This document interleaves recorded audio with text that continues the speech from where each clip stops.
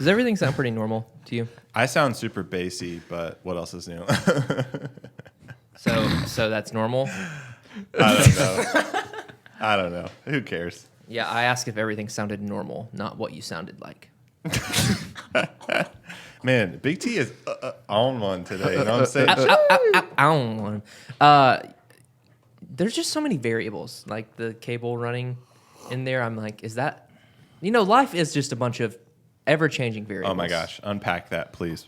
So I'm like, is this out here like sounding different because we ran a cable into your office? No, there's no way. I mean, I don't hear a buzz right now.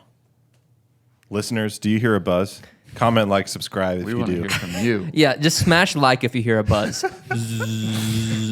So you just heard a buzz. Why don't you smash like? Hey, this episode's actually going to be dedicated to like listeners and like liking the podcast. Oh my God. If you have eyes and are watching YouTube, you see a young man sitting to my right, my right, your left. My bad. He's sitting stage right. His name is Samuel Dawson Smith. Hello. True to your place you grew up, buddy, Dawson. We call him Sam. Can I disclose that where you grew up? Yeah, that's probably fine. All right. And Dawson. Sam, let's just go ahead and press into this really quick because I know the listeners are thinking it. What was it like when you had to transition to your name being the subordinate of a famous singer? It was probably, Lord. what, 10 years ago? Roundabouts? Nah, I was in like 9th or 10th grade when he released that song. Bro, that Stay was With 10 Me. that was 10 years ago. How old am I? That was yeah, like 9 or 10 years ago. I guess I was probably 15 or 16, so like Okay. 8 years ago. It was annoying because it was every day of my life for like 3 months. People who have known me since I was like 10 years old were like, Sam Smith, like that one guy. And I was like, yeah, man, good joke. Did you come up with that yourself just now? Because everyone else did. It was like kind of funny for a couple weeks. And then it was like, how long is this going to happen every day? Yeah. What Kinda was the like- song? Stay with me. You guys all sang that in a different key, and it sounded awesome. You're all I need. Oh yeah, I was probably Yeah. I probably sang in the right key. that was a though. bop. Yeah. It was. It really put him on the map, and it really just made my name a bit for everyone that knew my name. Yeah. A bit what? No, like a Yeah, bit. that hit hard, bro. A bit Hey, awesome. if you liked that joke, make sure to like and Well, Sam, boy. you will always be the first Sam Smith in my heart. And I think that we can all And the say that. last. The first and the last. Yeah. It's a good song. Yep. Oh man. So, Sam, why don't you give us a little history of Sam? Wow. Who is Sam? You know, where do you come from? Where are you going? Right at Where How do I did come you from? meet us? Why don't we just break that all down? Who do you Really like press most? into it? Who's your favorite boss? Who's the hottest boss? Okay. Who's the noddest boss? Do I have to give each of you one of those titles, or like, can one person potentially have all three? Yeah, favorite, hottest, and nottest. Ethan, all three. Dang it! You answered correctly. Okay, me. I was born in Gainesville. Georgia. Not Florida. At Northeast Florida. Georgia Medical Center. Honestly, probably, I don't know. We got a was Northeast man on our I hands was here. baby. Lived there. My parents grew up there, lived there, moved to Dawsonville, went to middle school and high school in Dawsonville. Very normal kid, normal life. I met Ross and Riley in high school. I met Ross over the summer one night because he knew my older brother, Zach Smith. Same last name. Zach, If you I know know Zach you're Smith, listening. go ahead and smash like. Yeah, if you know who Zach Smith is, Zach, then you you smash know like who him. I am. Hey. And Ross was doing something at his house, and Zach invited me over. I was like not even in high school yet. And then I met Ross, and then I went to high school, and these guys were in chamber choir. Yep. And that was potentially, to my recollection, the only class, like chorus classes, maybe band as well, probably, were the only classes in high school that were like multi-grade classes, all That's where all the integrated. bullying happened. Yeah. I think there's other, like you can be an AP something with a kid in a different grade, but Yeah, that's true. Or like, yeah. Break that Barring down. exceptions to the rule, it doesn't matter. They're 2 grades ahead of me, so I met them in that class. That's like the only class we really ever had the chance to have together. Excellent singers. Thank you. thank you so much. Do we want to give like a little like Can you Loch guys Lomond sing Baba or something? Yesu? I Yeah. knew you were going to say that, bro. You just love Loch Lomond. You'll take the high road and I'll take the low road. And I'll be in Scotland. I don't remember the rest of the song. Anyway. Cut. No, that was Chance Passmore's solo. Let's be real. Yeah, we didn't get that solo. Did you guys Chance, ever if you're get listening, solos? I love you. I never did get a solo. Did you ever try to get a I solo? did get solos. No, I never did. How many solos did you try for that Spencer was like, no? I never tried for solos. It was always him saying, "Hey, you're gonna sing the solo on this song." Flex. So And that probably Riley's really happened good. a grand total of 1 to 2 times. Were you nervous? Do you think I was nervous? Yeah, Yes. that's why I asked. Yeah, I was pretty nervous. Yeah. Probably. Anyways, So yeah, I met them there, and we became friends because we thought the same things were funny. I guess probably it was primarily the reason. But that's how I met you guys, and then I was friends all through high school. And then right around the end of high school, you guys started Valor, or shortly after you guys graduated. You started Valor, and then pretty soon after that, Ethan became a part of it. He went in on it with you guys, and so I met him that way. And then I got closer with Ethan working at a shop in Cumming called Nido Cafe. Good old Nico's. Shout out Nico's. Nico's Tapas. Yes. Legendary. And then before that, actually, too, I forgot about this, but my first job in coffee, Tell the story, dude. it's one of my favorite stories, was at the shop that was where Nido is now, before Nido was there. It's called Copper Coin. Ooh. And Ross and Riley worked there. And I was working some job at the outlet mall in Dawsonville, and it was terrible, and I Bass? hated it. Yeah, Oh, you're a GH bass Bass. man. You know, we had a bass man on our hands here. Those Bassman. memories, man. Getting paid like $8.50 an hour. And now you get paid like $9.50 $9.50. an It's hour. awesome. Yeah. Big upgrade. I wasn't even getting tips back then either, so yeah, you're still not. yeah. This is the roast Sam session. You know what, Sam? Yeah, we're good friends. It's cool. It's funny. It's a joke. Oh boy. I worked there. I hated it because retail, I think, just kind of sucks unless you're a really specific type of person. And so I text Riley literally and said, hey, you should get me a job at Coppercoin if you can, because I'd rather be working in coffee. And then he responded and was like, okay, I'll email my manager. Someone's going to be quitting soon, I'm pretty sure, and you can interview. Was it Charles? I never crossed paths at maybe 2 days or something. Charles. Okay. I can't remember the name of the guy who was there before, but Riley was like, I will vouch for you and you will probably get the job, but if you're a bad worker, I will never vouch for you for anything again. Dang. Savage. Which is Imagine that coming from a 18-year-old.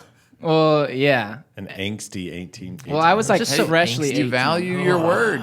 You value your word. I get Yeah, it. no, I get it. And if you know T, it's like the most T thing to Oh, say yeah. that. Just like be a total jerk. Yes. Yeah. No, Oh, it's you're just like helping you're them setting out. the expectation. Yeah, exactly. You're like, I'm sticking my neck out a little bit. Don't screw it up. Or like, you can screw it up, but then don't expect me to stick my neck out again. Sure. Which It's is like respectable. I get it. Totally not forgiving. Like, Nothing of that sort. Come on. No. Are you saying that you've grown past that? You'd want to? No, I don't think I've grown at all since I was like 19 years old. I'd agree. Yeah. Same Pretty, dude. pretty much the same. If anyone would know, it would be us and Yeah. maybe Michaela too. And everyone would say, absolutely not. Let's bring her in here. Come on, Michaela. Okay, Copper Coin, Nito. We got to know each other. Yeah. So I worked at Nito for like a year and a half. I worked really closely with Ross. I got trained in coffee basically by Riley and Ross, and then Copper Coin and Nito for a bit after that were counterculture shops, and so I got to do a couple of those like counterculture specialty coffee class things. I don't know technically what they call them or whatever, but they have like little day-long classes that you can go to, and they talk about like pour over science and like extraction and strength and TDS. They like break down all those concepts in a pretty educational like lecture format way, and then there's like some practice with the principles that they teach afterwards. Was that in Atlanta? Yeah. I can't remember what part of Atlanta. I remember, like, if I saw it, I'd know it, but West Midtown. yeah, great. And the King King. Plow Art Center. Yeah, that's the one. I was just there Saturday. See a show? Did they shut that down? That training Rebounder, center? Kobe's band. Oh, cool. I got to hear about that. Anyways, Dude, and actually, too, I learned after this, because Riley, I can't even remember the guy's name, but the dude that is the meme was teaching the class. You know the barista meme? yes, Dustin. Yes. We'll pull it up. Dustin's a meme. Yes, Yeah, dude. he's- He's like the most prolific barista meme template that exists. Yeah, that is literally. That's Dustin. I know. I didn't know that was That is Dustin. Dustin inside of Octane. I don't know which one, but one of them. Oh, that's so awesome. This one around for a while.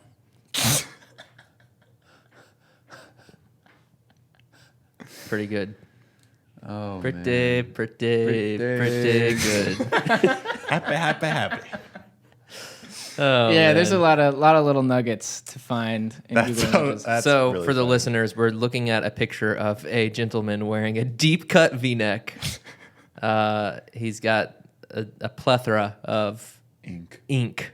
A little bit of a chess piece. He's wearing the V-neck is black. Okay, he's wearing some nice glasses, very square framed, and then he's got a scarf tightly around his neck, wrapped all the way around, and it says at the top. This is Explaining this is the memes meme description over podcast. At the top it Let's says go. $120,000 art degree, and then at the bottom it says draws faces in latte foam. Oh, wow. Yeah.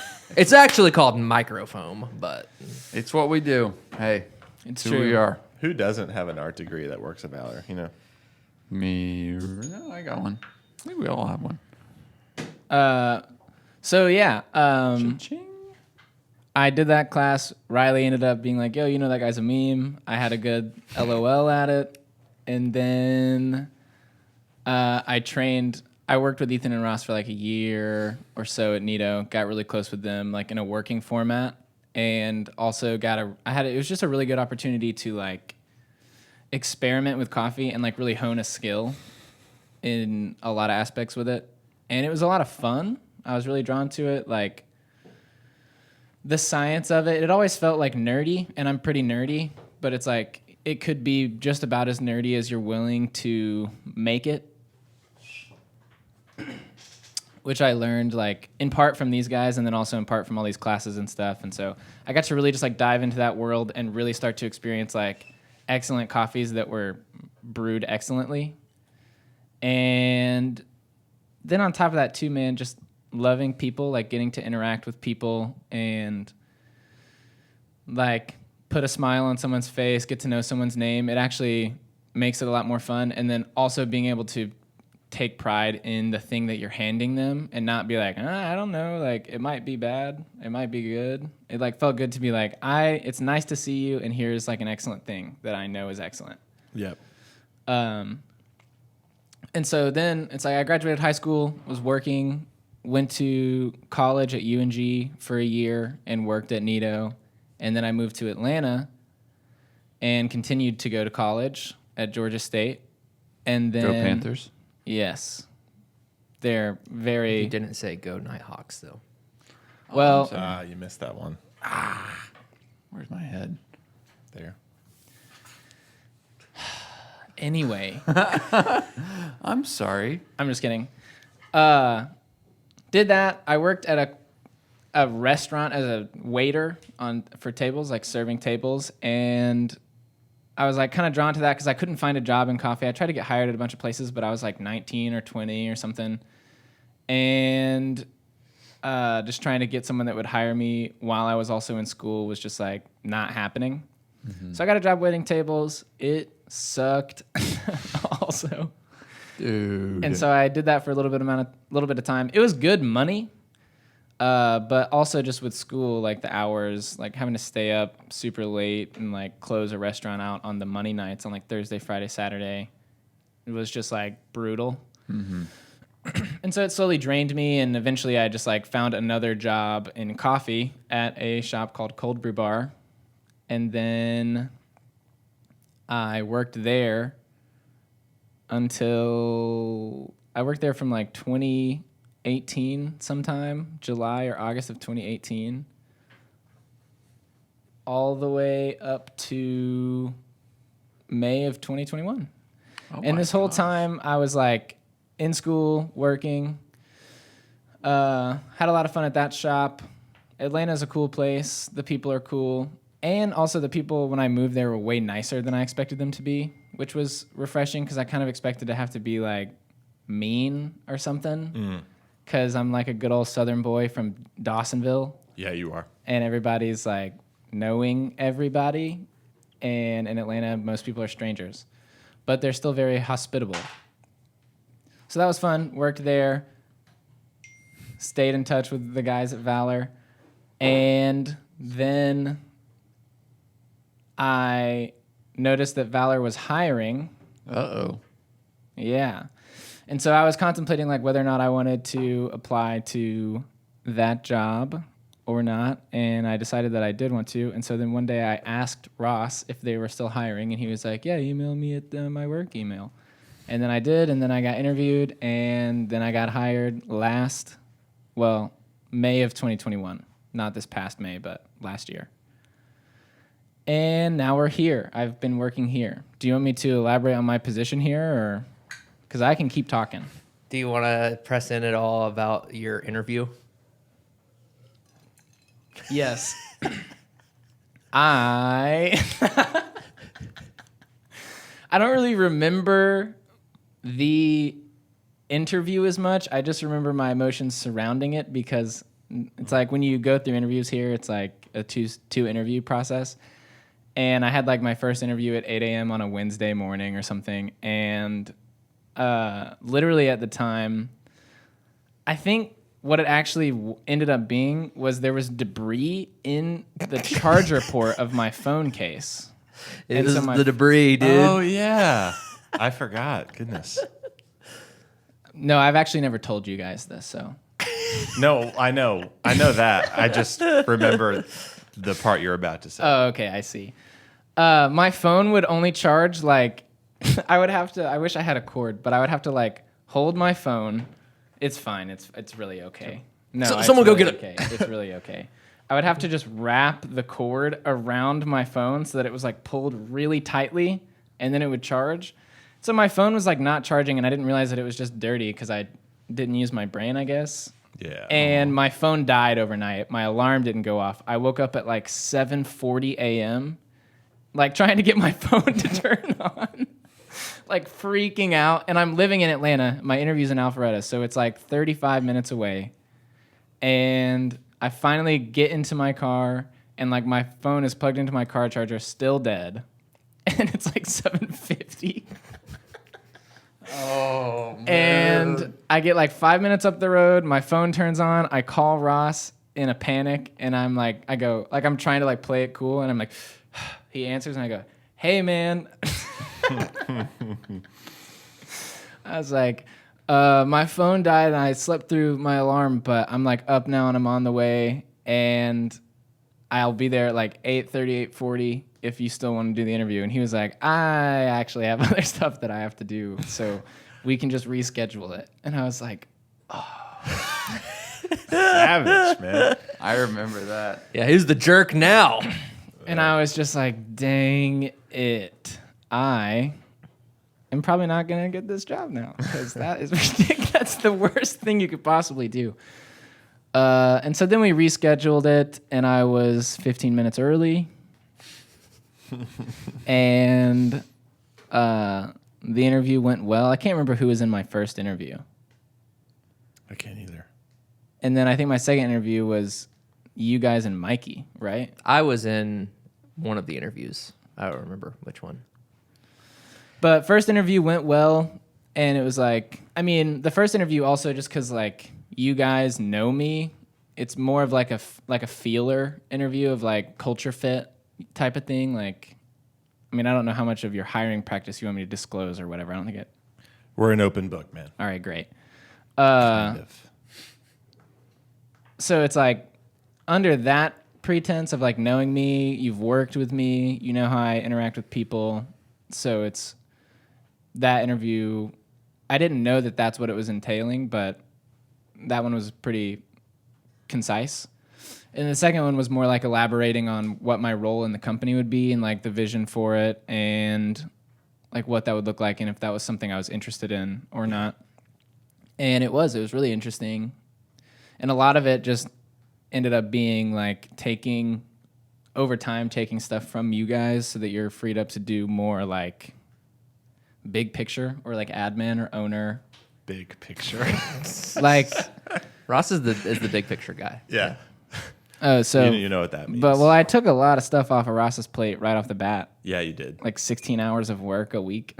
You were one of those people that Hey yo. that was cool.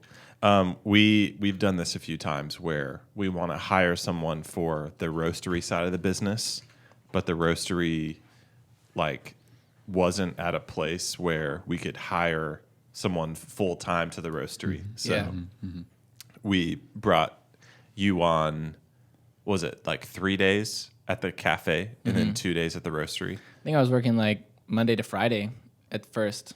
Just working like Tuesday, Wednesday, Friday at the cafe. Yep. Yeah. So you came in and did packaging. Or I was for the- working weekend, I guess, too. I had to have been. Sunday, Monday, Tuesday Tuesday. off. My work week has changed like 6 times in Yeah. a year or something. But now you're corporate, dude. Yeah, that's right. Big dog. But yeah, and then the vision is to slowly phase into roastery, and now you're full time with roastery. And the full-time roaster.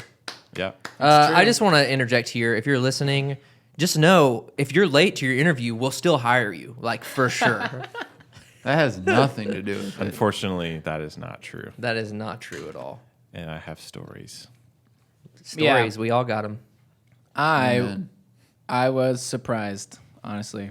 But It was really cool. I don't know if you remember this, but before you even said I want to work for Valor, you were at the roastery sitting with us like over by the couch, and we were troubleshooting something related to roasting. Do you remember this? I don't. I remember might. walking in on this. Yeah. It was just the two of us? no. It was me and I think like Grayson Arias was there. What? yeah. It was. I don't know. You guys why- were doing something extracurricular. Yeah. I don't know exactly why you guys were there, but I was talking to someone that works for Valor. I remember there's someone working for Valor. Dale, probably. Dale, yes. Oh, I always forget about Dale in general. Just kidding. Dale's one of my best friends. I love you, Dale. We know you're listening, Dale. Yeah, thanks We know for you listening, listen Dale. to every episode. I'm gonna say what just happened. What? there's a tragedy, and everybody just needs to stay calm. What happened? We're good. We're good. I think he self-inflicted. We're good. We're good. Okay. Keep it. Well, all right. Go. Anyways, Dale. what I'm trying to say is Dale and I were troubleshooting a roasting issue like before you even said you want to work here, and I think you had like chimed in on the problem or something, and I just remember thinking like Sam should work here, and it was cool that you reached out after that, and another kind of very interesting thing that we've dealt with over the years is how do you bring someone on to a startup in which there will be a ton of opportunity in the future, but it hasn't materialized yet and it's not guaranteed to happen. Yeah. So like we brought you on as a barista, pit crew member, and a packager. You just package the coffee. But we were like looking at your, raw gifting that you have and your makeup and what you like. I And do wear a lot of makeup. Glossier, L'Oreal. L'Oreal. Maybelline. Estee Lauder. We wwere looking. Your makeup? Isn't that like a food company? No. No, you're thinking of Odeco. Yeah, I'm only thinking. This podcast is sponsored by. Hey, Deco, if you want to do a little sponsorship, we are. We ain't mad about that. We're sponsoring you, so you should sponsor us. You know what I'm saying? You know what I'm saying? Shoot. Yeah. So we looked at your raw gifting, your makeup, and we were like, this guy would make a great roaster one day. And we've always wanted to have like a on-staff roaster that can dedicate their entire work week to developing our coffee. And beyond that, just like our quality control in general. Yeah. And you're still not fully there. But I mean, like, talk about that, like Task wise. Like, Yeah, and what sorry. he does, not in like skill. Thank you. Yeah. Sometimes I yeah. say things. That's and how I took it. They come out a different way than I want them to. Yeah, I just mean you're not fully in the role that you will be in because you're still doing some kegs too. Yeah. But talk about that journey. Like, what was it like us kind of saying early on, like, hey, we're kind of promising the projection. you this thing. It will most likely happen if, another pandemic doesn't hit or whatever. And then stepping into that role more and more, what has that been like? Yeah. That is a great question. Good job. Let me organize Because it my feels, thoughts. I'll stall a little bit more, because it feels like risky, right? Like if you hear a horror story from an employee at a startup, it's like, Yep. I was promised this and I didn't get it. And I kind of like stuck my neck out for this company and I believe in the vision of this company. And I'm going to start off making less money doing a job that I'm not necessarily super stoked about. But these owners, they're promising me, one day I'm going to be making more money and I'm going to be in a role that's like sick and that I actually want to do. It's risky, but we've tried, at all costs, we try not to do it. Right. But like, Promise? yeah, But with a friend. no. With a friend that that's fine. Promise away. I mean, before you went, like, what do you think about that? I feel like we've talked about this over the years. Like, how do you navigate that? Yeah, I mean, I have those kind of conversations pretty frequently with people on the team of like, hey, you have all this gifting and I can see potential for you as we grow and develop. And then I think getting a pulse check on aligned vision is really important. Be like, hey, what do you want out of this job? And how can we just today work towards that? Yeah. And you're going to be better off anyways if we just work towards that. Yeah. And if you stick with us, we'll keep progressing. And if you leave, you will have progressed and you leave.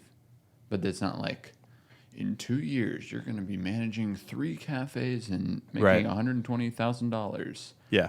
But it's like, oh, you have a passion for the cafe experience. Yeah. Yeah, if you want to stick on that, let's get you certified for this point, like team leader position. And then down the road, we'll keep working towards the next thing. Yeah. So it's kind of understanding, what's far ahead, but be like, hey, what's the next immediate step? Because I think, thankfully, at least in the cafe world, we're at the size where there's like tangible and visible progressions to be seen. Yeah. That's a good point. Especially when a second cafe is on the horizon. There's like leadership opportunities and promotional opportunities. Yeah, about to hit a little bit of a growth spurt, so to speak. Right. For sure. So maybe the roastery is a little more abstract because it's a little more trail bays, It's something. Yeah. There's not. No one is in the position that someone like an employee would replace, Yep. but rather they'll be like new things. Right. Like with Ariel, if things just keep progressing and our company keeps growing, she'll just be designing more. Mm-hmm. And nobody's designing more right now. And nobody's spending like their whole days just on like sourcing and quality controlling coffee right now. Yeah. It's like more of a team effort. Well, yeah, it's one thing to, you were talking about like if you have someone, an employee in the cafe, and you look at them and you're like, man, I feel like they could run a cafe one day that doesn't exist yet. Mm-hmm. Like that's a good thought to have, but instead of like leading with that, Right. being like, what do you want? What are you hungry for in Valor? And then is there currently a tangible next step that we already have ready for you, which is a step in that direction, but also would just be a step in that direction. Like it would just be a step for any employee. Totally. That's such a good word. Yeah, the unfortunate reality is that in a company that attempts to grow on the slower side, you don't have a million opportunities. Yep. Mm-hmm. So that is the big downside about not just selling out and taking a bunch of capital and building a lot of cafes, because then the harsh reality is you have all-stars who come and go, which the fulfilling part about that is they're chasing their dreams, and Valor is a point Launching in that pad. journey that will hopefully help develop some amount of skills that help them in their next path. Like, no one wanted to see Sam Thomas go, but he's going to go and do great things. That man was a born entertainer. I'll tell you that much. You can say the same thing about plenty of people. Jonathan, who's now a firefighter. Yep. Colby, who's now an incredible mom. Yep. And so many other things. Caitlin, incredible mom. Absolutely. Yeah, there's the speed in which our company grows, and with that there's opportunity, and then there's the speed in which a person grows and all of their aspirations. And if those two aren't in line, then it's like, well, you're going to do a great job while you're here, and we love that and we need that desperately. Mm-hmm. I don't know. I think when we first started, it was the 3 owners, and then we sort of hired 3 people right off the bat. That was like our opening team. And all of them were great, and none of them are with us anymore, Mm-hmm.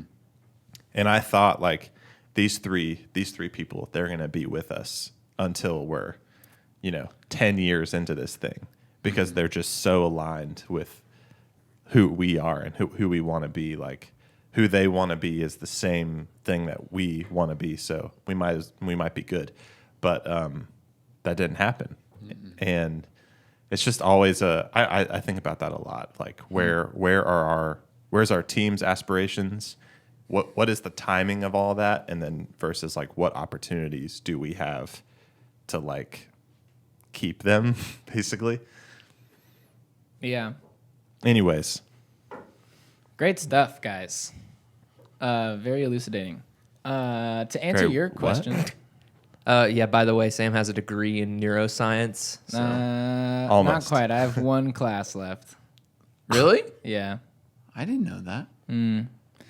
I got to take an online class, dude. I flunked one during the online semester of COVID. And it screwed me. It was a discipline problem, dude. When you're sitting at home all day and they're like, get on your computer and do a virtual lab course. Yeah. You're like, no, I'm going to play 2K. Pretty much the same Swish. sentiment, yeah. But you said elucidating? Yeah, it just means to like make clear or elaborate on something in order to make it clear. Nice. I'm going to steal that. Yeah. I got to remember. You text that to me? Yes. That's the old I'll do it later. trick is put as many smart people around you as you can. That makes you look good. Wow. Well, at least What am I doing wrong? Am I right? What? I work with idiots. Hey, come on. Hey, Wah, wah. these Just guys are kidding. idiots, huh? Yeah, to answer your question about like what my experience or perception of sort of your guys' proposal to me, I was excited to work at Valor. I was pretty much going to be like, yeah, to whatever you guys said, because I wanted to work here at least for a little bit, just because of knowing you guys and like knowing you. I mean, I donated to your Kickstarter, so it's like You did. I've been a backer. Did you ever get your gift? I got one of the mugs. I got the thank God. mug tier. Got a few more of those you can have if you want them. It's okay. Dude, I have way too many mugs already, dude. Who's out there that needs mugs? If you want an OG Valor camp mug with a ridiculously old logo on it, Is it this one? smash like and Isn't comment, this- and we'll isn't send this it it? to you. No, This is the. It's pre that. Mark Do you II? do you know where they are? Are they just somewhere around here? I think they're like under the pallet rack. Oh, okay. Nice. We're looking to you, Colson and Josh Cappuccino, and, Elias from Tetherball. Can I just take a quick? Oh, actually, the question's for you. So never mind, Sam. All right, excellent. Your experience. I wanted to work here for a little bit just because I know you guys. I know the culture. Like, I understood your mission, and also like as people, not just like we're a business and this is what our business is, but like we are as people. This is what we want our business to be, and like this is sort of our ultimate aim, I Yeah. guess, so to speak. Which, I mean, mission statement is more or less what I'm referring to: uplifting people. So I was a fan of that. I already knew a lot of people that worked here. And like people that worked at the cafe, I've known Dale. I know all you guys. So I just figured it would be a fun work environment as well as like, you know, potentially something good. And so I was imagining when I like asked you that day, like if you guys were still hiring, if I was imagining that I would just be working at the cafe. Like I imagined it would just be another like 5-day-a-week service job. And then you hit me with the proposition of like, what if we did like this hybrid thing where basically at the beginning I just took over packaging the coffee because Dale was still roasting. Yep. And so Dale was roasting, Ross was packaging. Ross was like, hey, what if instead of working at the cafe 5 days a week, you work there like 3 days a week, and then you do 2 days of work that I used to do at HQ. And I was like, intriguing, continue. And basically, you guys set out a more or less a long-term, not necessarily hard deadlines, but like a vision of what the role that you were creating would look like. And so it was like, this is ultimately, you had like a really clear vision that you were able to communicate to me during the interview. And so it didn't seem like just like hot air. And I wanted to work here. Nice. And so basically you were like, yo, we know Dale's not going to work here forever because he told us that at the beginning. Yep. And so eventually he's going to not be here, and Riley doesn't need to be the roaster once he's not here. Riley needs to not be that. Yep. So ideally that would be you, and then someone else would do the packaging. And then you laid out the whole vision of like QC, green coffee sourcing, basically taking all of that off of Riley's plate and like that being a position. And then you also, even at that time, and I think even a little before, because I chatted every now and again, I would just like see you guys or talk to you or whatever. But like there was some point a long time ago, like a year and a half, where Riley was still saying like Second Cafe will probably be like sometime around late 2022, end of 2022, somewhere around then. So it was like you already had the vision for that. Like, Nice. Wow. Yeah, I know. I'm always surprised and impressed when we're right. Isn't that funny? Really? We did it? I feel like Yeah. it happens less than we're wrong, maybe. Probably. Like I was looking at. I'm sorry. I just have to say this. Please. I was looking at a note in my computer Uh-oh. of like all of my big projects. This was like a year ago, and I looked on it, and there was probably 8 projects, and all of them are done. Wow. And I was like, wow. This is great. Like, That's my I need- boss. That's my boss, Big guys. And now Picture. you just have nothing to do. and that's why I had nothing to do now. But like, honestly, though, just kidding. No, I kind of honestly because I was just like, I was noticing. I was like, wait, what's next for me? Because like this cart project's kind of wrapping up, and so I like started Wrapping up or ramping up? Wrapping? Rapping and ramping. Well, like my a chapter is wrapping up. Ah. Like it's pretty much done. I gotta show you. Yeah, some the pictures. cart, it Oh, goes shoo. up a ramp to get into the trailer. So Should we it's show ramping. our listeners? Is there a way to do that? Yeah, if you airdrop me that, I already texted it to you the other day. Shudo. just call me out. man. Anyways, so I was writing another one of those notes, of like, what are my next big projects? What can I be doing? And that's when I saw that old note, and I was like, that's why I feel like I have nothing to do right now, because All these things are I done. did it. Like, Yeah, and that's I was awesome. like surprised, but I don't know. I guess I shouldn't be. Yeah. Anyways, sorry. You were just talking about the vision we laid out. Yeah, so I mean, yeah, basically the role, and you guys touched on it a second ago, is just like someone who's dedicated to roasting, dedicated to sourcing green, dedicated to like making that whole production side of the coffee before the cafe brews it as excellent as it can be. Like you want to pay Yeah. someone whose job it is to like make that superb. And that, and then you also introduced elements of like wholesale relations and like maybe some training with personnel, and then also just general like QC. Like something you said to me that was really appealing was like, in an ideal world, we want someone who like from the point of sourcing green coffee to like cup of coffee that you drink. Yeah, at a cafe or a wholesale account. Yeah. Yep. There's one person that's involved. At least, it's like there are different people involved in the different sections, but that you want someone who's like hand is there, start to finish. Because that's like the most surefire way to control for like the quality of the product. Yeah. And so that to me is awesome because I'm a big like brew science nerd because I worked in coffee shops for 5 years. And I'm also a science nerd because I went to college for science, still going, but just not at the moment. Yeah. Not currently enrolled, but You're a yes. student. Yes, Always. always. So all of that sounds fun, and it's like learning to roast and like finding a new skill in this place, and then also just still being able to see people and relate to people, because that is like, if I miss anything about the cafe, it's like the camaraderie of being behind the bar Yeah. in the crush zone. It's fun. And then it's like someone walks in that like comes in every day or like the same day every week on the day that you're working, and you're like, Ed, what's up, dude? Well shaken oat milk. I know how you like it. You know what I'm saying? And it's like they smile, and you just get to like banter with people, and it's fun. And so like having an element of that, and then also just an element where it's like I can get really specific and like really dig into it as much as I want. Yeah. The idea of that was awesome. And so for me, it was like really low pressure because I wasn't like banking on this for a career or whatever, but I was just like, if like I'll see how this role develops, because it's like right now I'm getting hired to package coffee and work on bar. And they've told me like this is the vision that we have for like where we'll want you to be once we grow into that.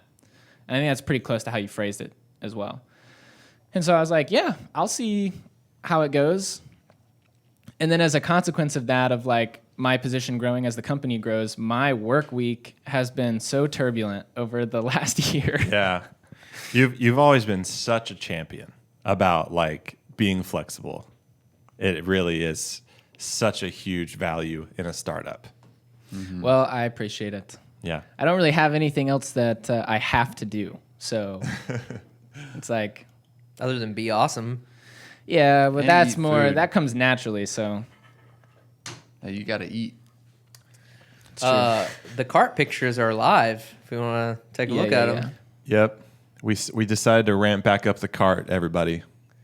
So we built it out of wood last time. Well, really, your dad did. My dad, yeah. You had it built. When I say out of your, wood. I mean Riley's Our. dad. Our dad. And we were like, let's go metal this time. So we hit up Brad at Radiant Metalworks. Of course. Brad, Where else will we go? Brad, I know you're listening. Look no further. Brad. Yeah, this is Brad right here. No, that's my wife and my You unborn didn't say child. it right. Yeah, Brad. What's up? Nah, this is Brad, right? You can see him really well. It's like 4 pixels. Yeah. What? It's 4 pickles. It's like I love it's like full pixels. pickles. Pickles. That's funny. Yes, you do. Shoot, dude. So we're gonna give that thing a. He's not done with it. It's not gonna look that scary. It kind of looks like a Monster Jam thing. You guys know what I'm talking about? Like, Monster Jam. Like a monster Nope. truck. Yeah, Oh, it looks like a monster truck, yeah. It looks like it'd be hard to destroy. I agree. but it's a lot lighter. Dude, is it tapered? Yeah, Oh, we got the taper? we got the taper. I Yeah, thought we weren't going to get it. no, we got it. They said we wouldn't get the taper. But yeah. But look at us now. Anyways, we're gonna start back up the wedding game. It'll be a light color. Yes. It'll have a countertop Yes. that isn't there that Correct. will go in this area.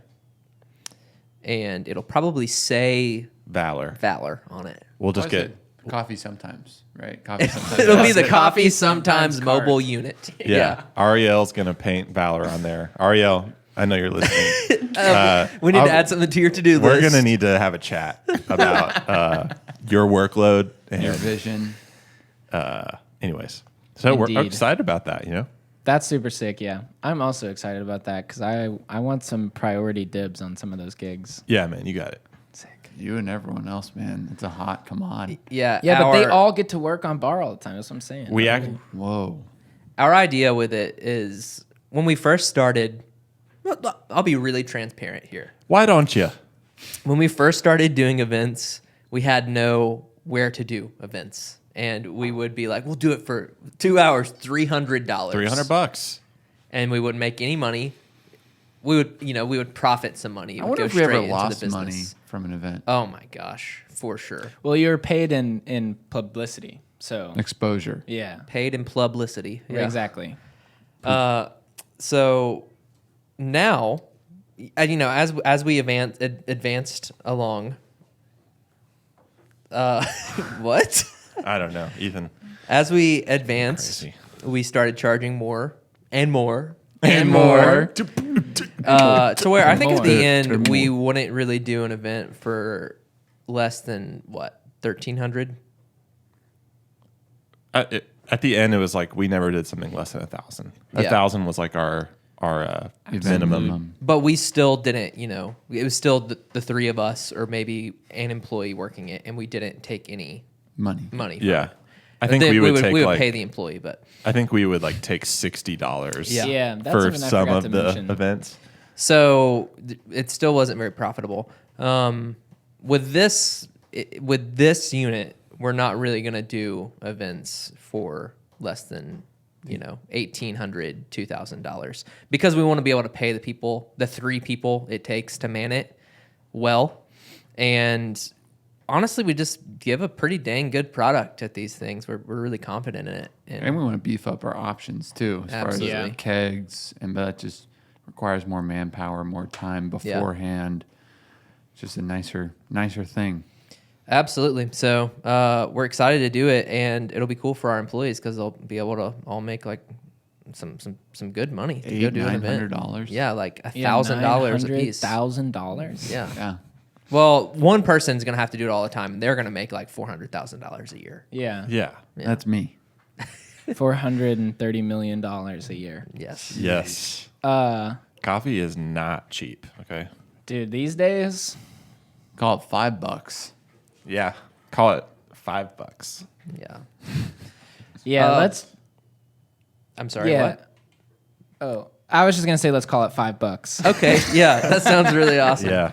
Go ahead and say it. Something else I wanted to say because I do want to gush on you guys a little bit. Oh. Uh, Stop. No, don't stop. Yeah, that's Keep enough. going. That's Bring it it. on. What do you got? Basically, Ross, it reminded me of it because you were saying like you guys didn't get paid for these gigs. Basically, all of you guys started a business and then were also just working like full time elsewhere, making money that way.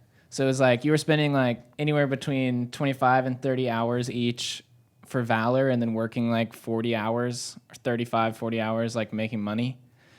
And whether it was like gigs or clocking in at Nito or whatever it was, Chrome Yellow, your decade there. You remember that? Yeah. Yeah, the decade. The manager, owner. The Coner. The Coner. And so it's like, it was easy. I knew that there was, like, there's obviously no guarantee when you're like laying out this vision or whatever, but it's like, I believed in you guys before I worked for you when we were like peers and like coworkers. And just because like I saw how hard you guys were working and I saw how seriously you took it and I saw like your dedication and your vision and just like your general work ethic for this stuff.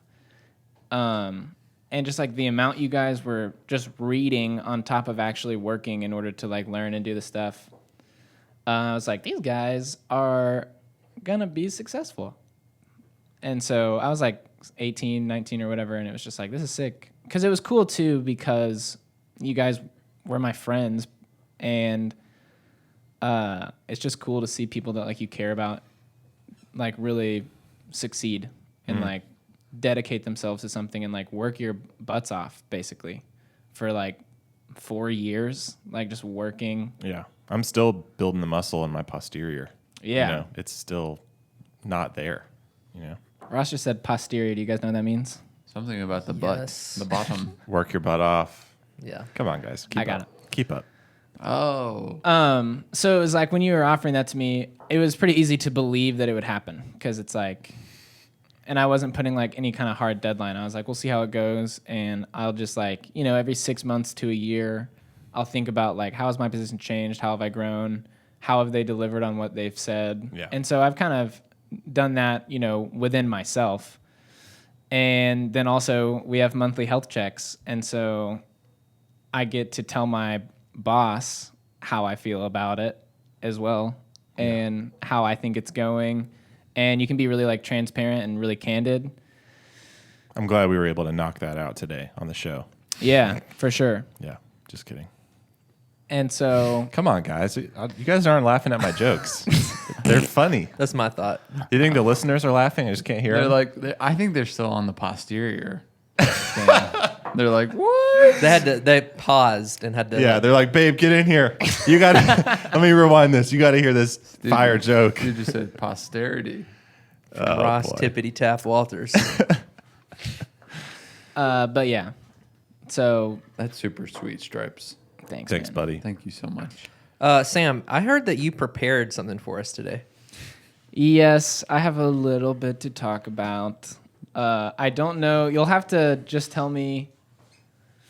I have like a logical flow sequence set up that culminates talking about it's not really pivotal that I go into huge detail about the orange wash, but our new black box offering is like the last thing I was going to touch on. So if you guys really, really went into depth with it, then we can just kind of skim over it again. But I wanted to talk about the whole idea of like like experimental processes, and then specifically just like fermentation in coffee and like what that does. I didn't do a whole lot of research, but I did a little bit of stuff. And because that is like, the more I looked into it, it's like I kind of needed like an organic chemistry textbook, really, to like, if I really wanted to like go into super depth about like everything that's going on and the flavors and stuff, because it's all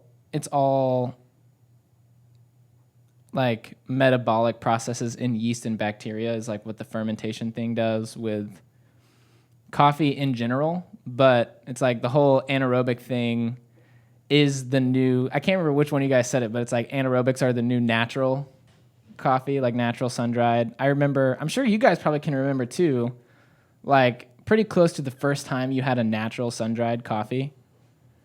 And it was like what really got me into like, oh, coffee can kind of be like awesome. It doesn't taste like my dad's way too strong 8 o'clock, pre-ground 8 o'clock, made in a percolator. He kept it in the freezer. Yeah.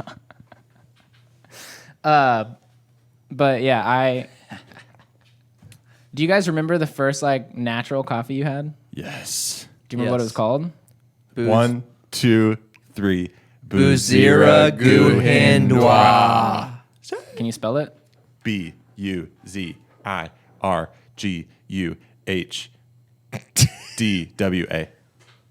Buzira Guhendwa, Okay, great. I think. Riley, can you edit the spelling of the word? It's going to be like BSQ. RTUVW. Mine was Idito, Yes. which is another excellent coffee. I had it at my brother's house. I was like 13 or 14. Both from Counterculture. Yep. Pretty- Counterculture opened the eyes of a lot of people, I think. Yeah, back in it the was day. especially cool that they offered that coffee as natural and washed. Yeah. I feel like Yeah. that gave me some perspective. Yeah, it blew my mind too because I went to, man, what was that shop called near the Mall of Georgia? There was a counterculture shop. Boulder Creek. Boulder. Yes. Boulder Creek. I went there and they had a bag of it, and I didn't know about processes. It's like I had the coffee and it was good. My brother wasn't like, oh, well, it's a natural and like here's naturals. He was like, yeah, it's pretty good, huh? Because that's him. Yeah. And he maybe just didn't know much about it also and just like thought it was good and someone told him to buy it. But I went to the shop and I got the washed one unknowingly and tried it, and I was like, this is not the same. And so, And you're straight up like 14? yeah, That's young, I was like 14, dude. 15. That's crazy. That was like my first experience with good coffee. Was that natural? And so I was like looking into the whole thing with anaerobic fermentation and what goes on with that. And the idea is basically these flavors, even in natural sun-dried coffees that are just like put on drying racks. For anyone that doesn't know like what a natural sun-dried is, basically it's like you pick the cherries, the coffee seeds. The coffee beans are actually seeds of cherries. Wake up, people. And most of the time, like in a wash process, you pick the fruit and then you depulp it, which is getting all of the fruit off, and you wash it, and then you let the actual coffee, the green coffee seed, dry on these racks, like on the screen. But with naturals, what you do is you pick the fruit, leave it on, and let it sit for some amount of time, days, sometimes weeks. That's what's pictured here. Yeah. You got So this is natural processing. cherries just Sitting there. out in the sun. And then after an amount of time, they'll wash it off and then let the coffee beans dry again. And then you're like ready to ship them, basically. And so what that like contributes to the flavor of the coffee is a lot of like brightness and acidity and just like generally fruity flavors, which in washed coffees are much more muted or just much less present in general. And so they really hit the scene back in like the early 2010s, and they were very successful because it was just like a totally newly accessible flavor profile for coffee, even within specialty coffee. So it kind of revolutionized the game. And then it became a big buzzword. And then in recent years, there's been something called anaerobic fermentation, which is a little different. Which actually, before I go on to this, I was trying to find like some zany coffee knowledge, but Riley told me I couldn't talk about the cat poop coffee, but I'm about to. What? But in addition to other things, I was looking into anaerobic fermentation. I was looking into this. I was like, is there anything like poop coffee that is not poop coffee?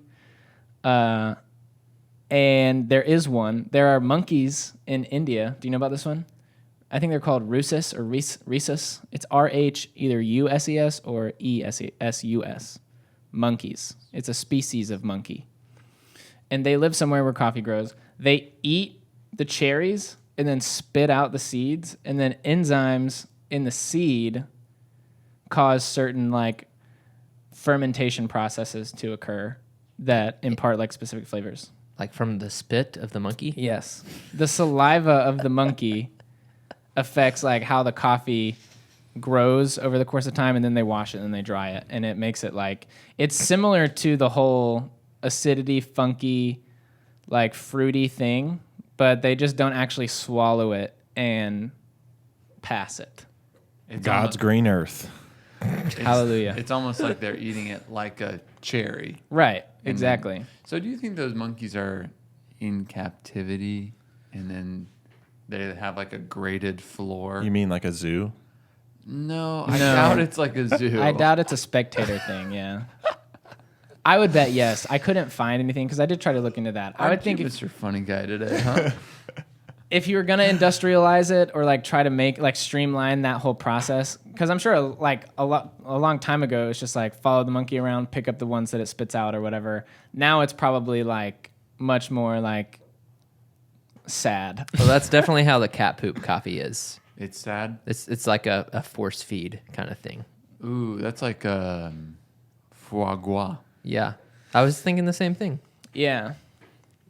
Calibrated. And so basically the similarities between natural process and this thing with the monkeys and the poop coffees and anaerobic is that they all involve the fermentation process, which is like by definition an anaerobic process. It's do you guys remember, take you back to high school biology, glycolysis, this word? No. It is. I was too busy flirting with my future wife. Nice. I was not doing that. You were listening. I was paying attention in biology class. But basically, it's like the first part of cellular respiration, which is the thing that you're like mitochondria, the powerhouse of the cell. It's how they make energy. It's called cellular respiration. It uses oxygen. And glycolysis is the first step of the process. It basically has a really low and inefficient energy out to energy in ratio. It's like you put in 2 ATP, 2 energy units, and you get 4 out. So you net 2 energy units. Whereas like cellular respiration, you put in a sugar, 2 energy units, you get 2 net 2 positive 2 out. And then cellular respiration is something like net positive 36 energy units out for 1 sugar molecule and 2 energy input. And so it's a lot more bang for your buck, but it requires oxygen. And so there's yeast and bacteria present in the cherries, and they will begin to act. It's like why fruit decays is this fermentation process, and it's present in like alcohols and stuff. But it's like when it's decaying, it starts smelling bad and stuff.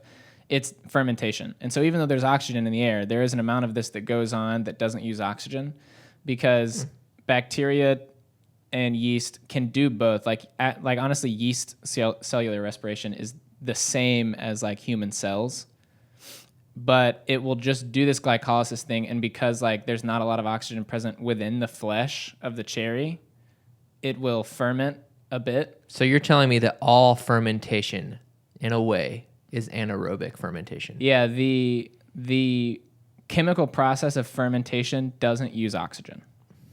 And anaerobic means no oxygen or less oxygen. Yeah, and so it is the natural question is like, what's the distinction then? Like, why do they call it that? Yeah. Because natural sun-dried coffees are fermenting, and that's like where the flavor's coming from. And so the idea of anaerobic is that you control the actual environment around the coffee to deprive it of oxygen. Because while there's fermentation happening with this natural sun-dried thing, it's not necessarily happening with, or like exclusively. And it's also, you guys know this, I think, too, like it's really not well controlled. Like natural sun-dried coffees can really, the same coffee, the same crop in cup brewed can vary a lot just based on like whether they were harvested at the beginning of the harvest day and depulped, or by the end of the harvest day, 6 hours in, they had a whole extra day of whatever fermenting in the sun, sitting in the sun. It changes how the coffee tastes. And so these like anaerobic coffees, like our prior offering, the fan favorite Werka, Ethiopia Werka Sakaro, anaerobic natural, is basically the whole process with anaerobic. What is denoted there is that they're put into a vessel and then sealed airtight, and then they pump CO2 in there somehow. The best way that I read online was like tube in the bottom, CO2 pump through the bottom, and then like a one-way valve at the top of the barrel or the vessel pushes Like Sankey oxygen kegs. out. Exactly. Yeah. And To speak in terms that our listeners can understand. Yeah, Sankey you guys kegs. all know Sankeys. Yeah. All right. exactly. We don't have to get And so that like restricts any amount of cellular respiration that could happen or would happen. It makes it impossible because if there's no oxygen to use, it's exclusively fermentation. And then specifically with like yeast and bacteria, it's alcohol fermentation, which is the same thing that happens for alcohol. But basically the byproduct is like ethanol, which is the alcohol that's in beer and wine and spirits. And then a bunch of different acids and energy. And so they basically go through all the sugar that's in the cherry flesh until they run out, or until it gets too alcoholic and the yeast actually starts dying from the alcohol concentration. That's what happens in beer. Is like it reaches a point where it's like a certain alcoholic content and the yeast starts dying. And so they do that, and in these environments where they like rid it of oxygen, they actually can just control it a lot more. It's a lot more controlled, and they can be a lot more precise with like the amount of time and like even things that come down to temperature. I don't know if you guys talked about that with the orange wash or not. Mm-mm. But we'll get there then. That's fun. And then there will be a pop quiz. I'm going to test your palates. Oh, Can I ask some questions real quick? Yeah, please. So you said that the anaerobic environment removes cellular respiration. Yeah. Why is cellular respiration bad? Can you remind me of that? So it's not necessarily bad, but it's like the point of letting a coffee be a natural, or like leaving the cherry on, is that the fermentation process, the byproducts of that are like a bunch of acids and compounds, like biocompounds, that are absorbed by the coffee bean. And that is what changes the flavor of the coffee. That's like those acids that are absorbed are what are those fruity notes, the acidity in the coffee. It's like those are what contribute that flavor to the product. Mm-hmm. And so it's like you want, if the molecules are going through cellular respiration, a lot of these byproducts are either consumed or reduced along the process, and you lose a lot of those acids in order to make a greater amount of energy for the same amount of sugar. And so you want to restrict that process. So that's why, basically. Cool. T, do you have another question? I do. Can you remember it while I ask a question about acidity? Yes. So for the next time you're on here, it could be cool to, because like acidity in coffee is such a hot topic with people that are in the industry and also people that just, drink 8 o'clock coffee from their freezer. Yeah. Like Like Steve. like Steven. You hear people talking about it certainly from different angles. Like the way that we would talk about acidity is in a perceived sense of like, I'm getting a lot of acidity, and we would maybe compare that to like a lime or a lemon, or we're getting a malic acidity or a phosphoric, kind of Coca-Cola thing. So we would talk about it from that angle, whereas someone else that is not in the industry would talk about it like I don't like that coffee. It's acidic. It makes my stomach hurt. Yeah. To which I've always heard that, and I've been like, what is the pH? Oh yeah, that'd be fun. You know? So how do you measure pH? How would you do that in coffee? Do you know? I mean, probably the same way that you'd measure any other solution. There's electrodes. There's a device that you can buy, like a refractometer. Okay. But it's a device that is sensitive. pH, basically, all it measures, I can't remember exactly the math of it because it was a long time ago that people were doing it, but it's effectively a number that relates to the amount of free hydrogen atoms that are present in a solution. And so more hydrogen is more acidic, less hydrogen is less acidic or more basic. Yeah. And so a pH is like an inverse log, like lowercase pH for hydrogen. Oh, okay. That makes sense. Yeah. It would be so cool to take. I'm picturing 3 coffees. One is 8 o'clock coffee, breakfast blend. Yep. One is free throw or workers' comp. I don't know. One of those. And then one is like This the orange wash. or the Workers Caro, yeah. Yeah. And just see how they compare. What is actually the pH? I have no idea, honestly. Yeah. Because the perceived acidity would certainly be different Yeah. in how you taste it. But what is actually like? Is there any validity to people saying like, oh, I don't like that coffee. It's acidic. It makes my stomach hurt. I think honestly there is this that book that I read on roasting, The Hitchhiker's Guide to Roasting, Roaster's Companion. Yeah. It mentions how over time, like if you actually brew a cup of coffee and then you let it sit out in the air, it actually gets more acidic over time just because acids are generated reacting with the oxygen. Okay. So I would imagine there is a measurable difference in acid content of the coffees, but I don't know how much of it necessarily is, how much the actual acidity is contributing to the flavor notes. Because I don't know, that's what I was talking about with the organic chemistry book. It's like I don't know what any of these compounds that are actual byproducts, like I don't know the molecular structure of any of the things that are actually being absorbed by the coffee bean to change the flavor. I don't know what they look like, and I wasn't good enough at organic chemistry so long ago that I would even remember really how they would function with oxygen or function in a solution that's mostly water and like how they'd react with it. But that's the thing too, is it's like water ideally has a pH of 7, which is like complete neutral, like if it's pure water, distilled water. And so then it's like all the things that are put in it, there are bases and acids, I guess, in coffee. Water's thirsty. Yeah. Like it takes. Is that what you're saying? Like it takes, like from whatever solution is exposed to, it takes that property from it. Yeah. So it's like, yeah, and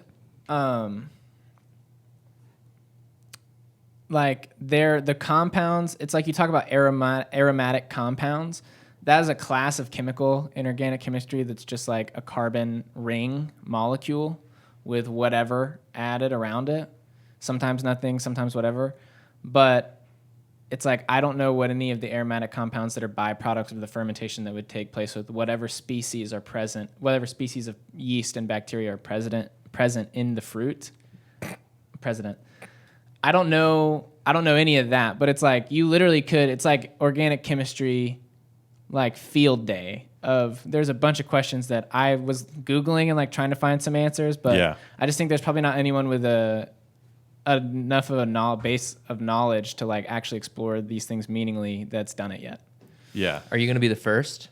I don't really have a degree in organic chemistry. Come on, who needs I the got degree? like a C+ in that class. It was hard. I got have a one B+ more in organic one. In that, you may say, Bro, this and my bladder is going to explode.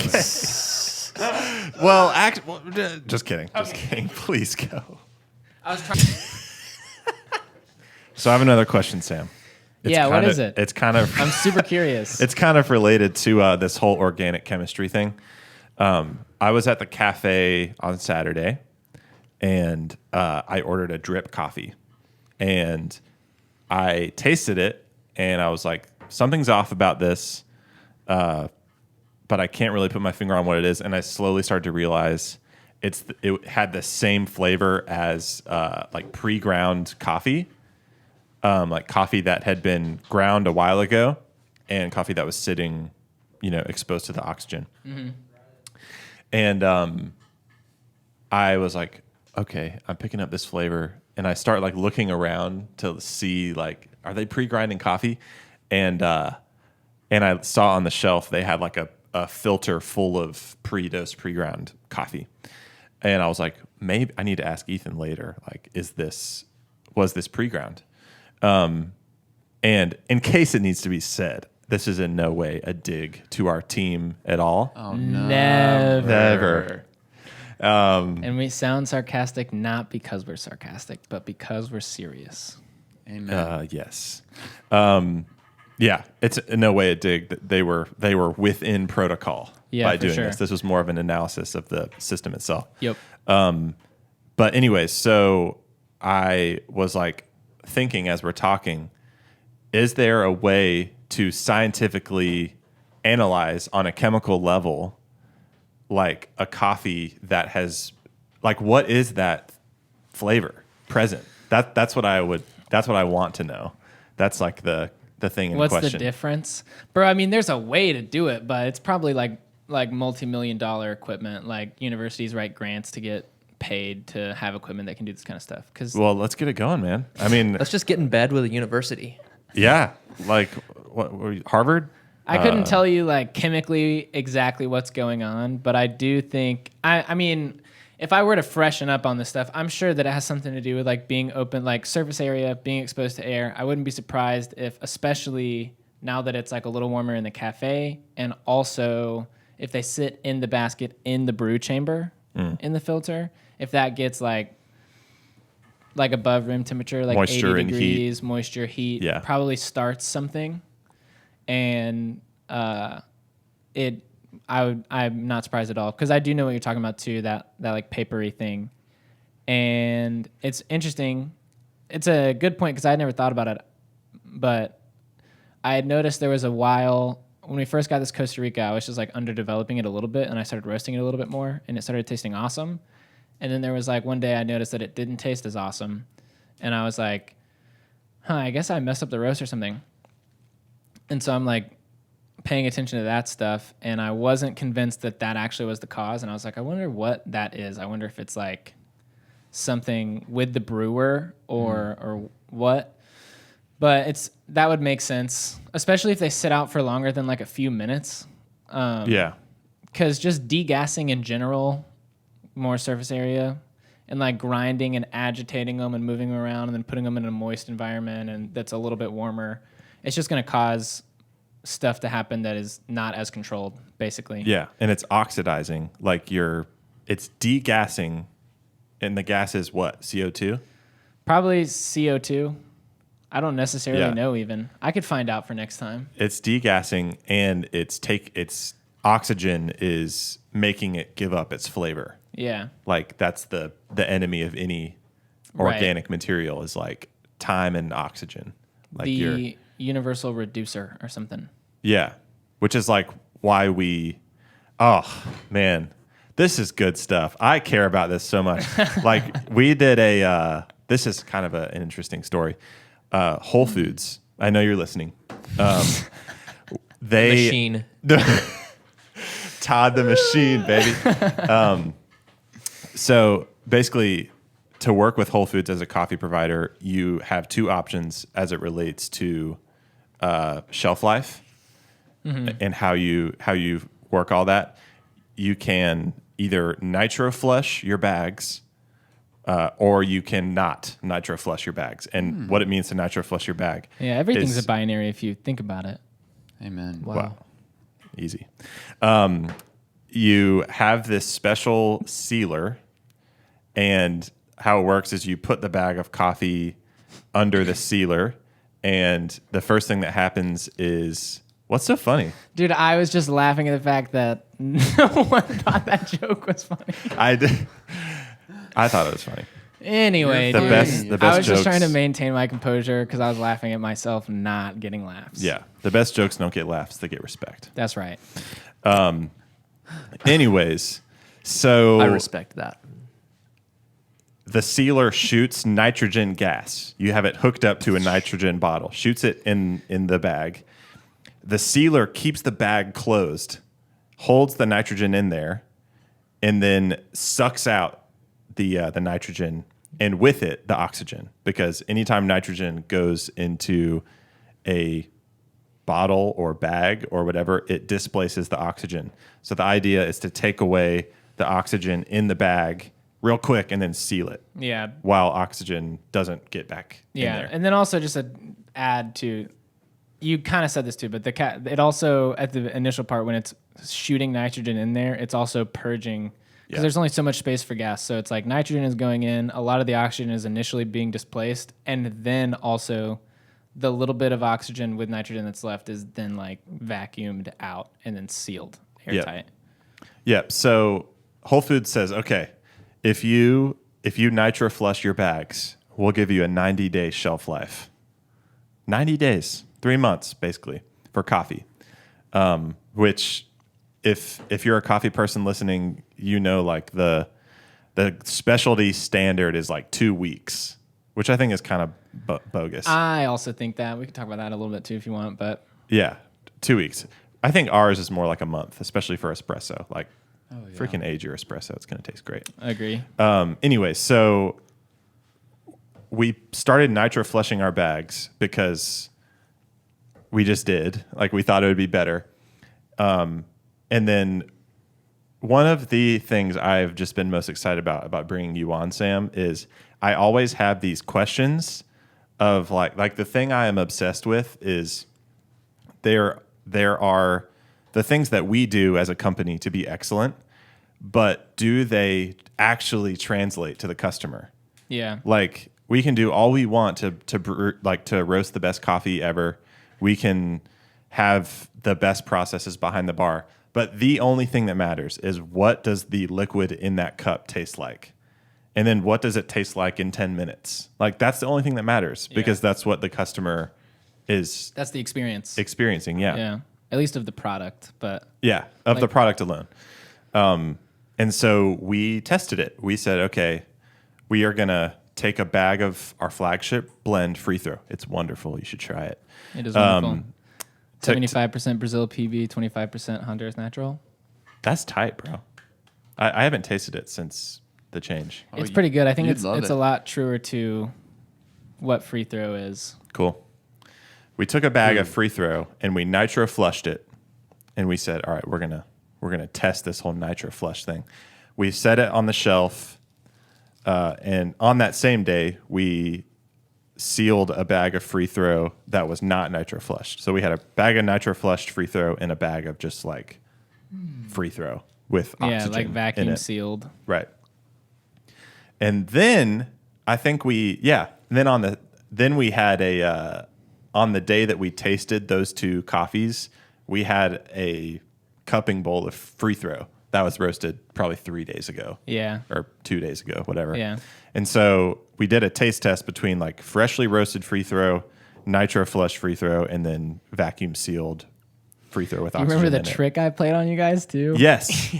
So Sam set up the cupping, little stinker, and he said, "All right, we've got the nitro flushed one right here, and we got the one with oxygen in it here."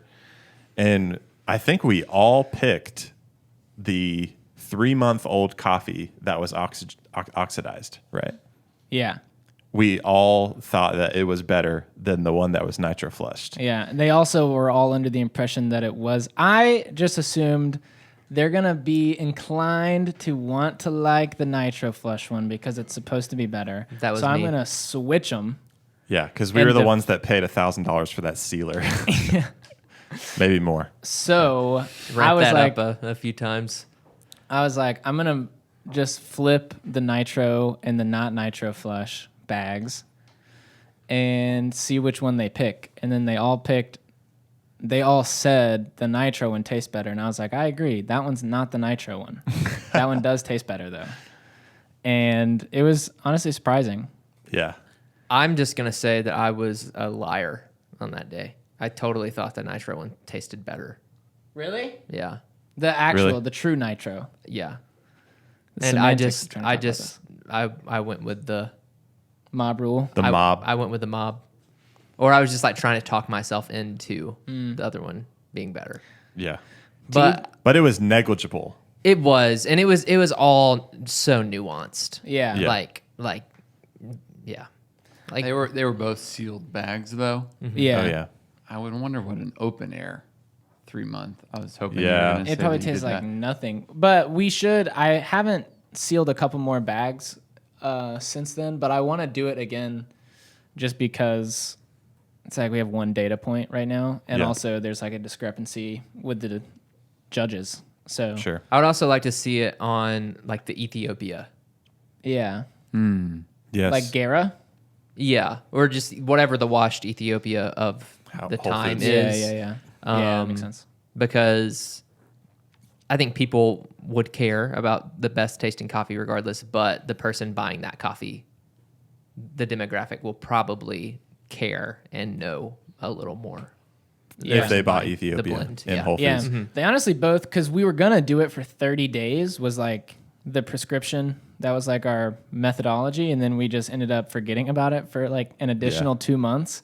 And I was surprised at how good it still tasted after 3 months. That is really like what opened my eyes. I've just been tasting old-ish, quote unquote old-ish coffee more recently, just from like being here and like it's like, dude, I have like maybe 6 or 7 ounces of that F1 at home from like from when we had that. And it's like we brew it on the one button. What is the name of that machine? Bonavita. Connoisseur. Bonavita. And it still tastes awesome. And it's literally just in one of those like kilo bags with the thing rolled. And it like, Yeah. it still tastes awesome. So it's interesting. And then it's like those coffees were 90 days and I was like, this tastes like free throw still. It doesn't taste like, they were like, yeah, it was really surprising. So I think that the whole like 2 weeks thing is a little bougie in my opinion, but to each his own. Yeah, listeners, whenever we started doing this podcast, we thought it'd be so cool to have a recurring segment with Sam here of like debunking coffee myths. So if you guys have any sort of ideas for things you'd be interested in Sam testing, First of all, smash like. yeah, First of all, yeah. First thing you Most got to do, importantly, smash like. you actually can't comment on videos on YouTube until you've liked them actually. Yeah, So I don't know if you guys knew don't that. try that though. Just like it and then you can comment. Yeah, And our dislike button actually doesn't work. So yeah, it's broken. yeah. Well, none of them do. On have to YouTube smash actually like. anymore. Yeah. Anyways, but yeah, comment below because that pushes the algorithm too, right, boys? Yeah. Yep. Right? Oh, yeah. Yeah, it's all about Comment below Yeah. of what you want to see tested on the Coffee Sometimes podcast. Lately, it's more like Coffee All the Time podcast. Am I right? Yes, Yo. you are so right, bro. Smash like if you agree. Smash like if you laughed. I have a question. I've been Dying to waiting, ask. Okay. what, 20 minutes? You've been sitting to there ask? the whole time, Yeah, I just haven't waiting. moved. Yeah.